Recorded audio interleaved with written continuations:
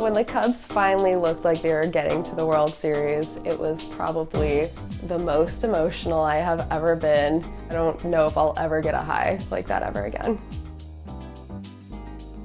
So this is a typical outfit I would wear to either a Cubs or a Giants game in San Francisco. The shirt is from a little store called Strange Cargo right down the street from Wrigley Field. It says, "Excuse the Chicago in me," because I will never put ketchup on my hot dog. A leather jacket is great for going to a bar, dressing up your look a little bit more. And then I love the Levi's high-waisted jeans, which are also a San Francisco company, so it's the best of both worlds. These boots are from ASOS. They've got a little tortoiseshell heel. They're my favorite boots, super comfortable, and they dress up any look. First up, and probably most important, is my Chicago Cubs World Series wine glass. Next up is my friend Katie Day's Awesome 45 with her series of songs about the Cubs winning the World Series. All of these make me cry like a baby. I left Chicago in 2012. It was incredibly bittersweet. In fact, I think the first thing I thought about when I left was the fact that I was going to have to leave Wrigley Field and the Cubs. And when I left, I thought the Cubs will definitely win the World Series now that I've left. We've got my Cubby pins. This one, I am so proud to say, is no longer relevant in any way. It says, "Anyone can have a tough century." Next up is the most epic Christmas sweater you've ever seen. And yes, we have a Christmas card in the works. So this is the superfan outfit. It is a typical game day outfit. This is the jersey that I've had for several years. I've just worn it to every single game. For a while I thought it was unlucky because we weren't doing so well. But then Anthony Rizzo signed it, and I swear we have won every single game that I have worn it to.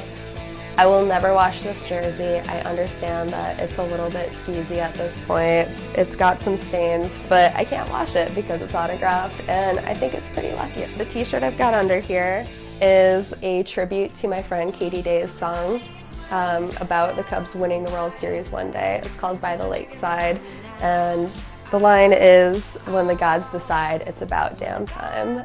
We're gonna pop champagne by the lakeside." Got super comfy Chuck Taylors. That's the way to go always. And just a basic pair of jeans and 3/4 length sleeves, of course, because it's either gonna be hot or cold here, you never know. What Cubs fandom wouldn't be complete without an all-over print Bill Murray shirt, the #1 Chicago Cubs fan. I grew up in a Cubs family, so we went generations without ever seeing a Cubs win, and I never thought that I would be the generation who got to see it. So this outfit is a little bit vintage inspired. I like to think of it as an homage to my grandmother, who's a very stylish lady, kind of a 50s bad girl look.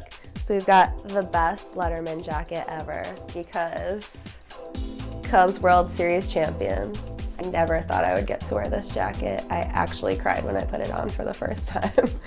And then we've got a striped Madewell top. It's the same colors as the Cubs.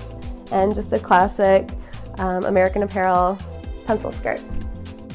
Number 19, Sephora, best classic red lip. And a little scarf, which is actually, if I unraveled it, you would see a Grateful Dead scarf who will be playing at Wrigley Field this summer.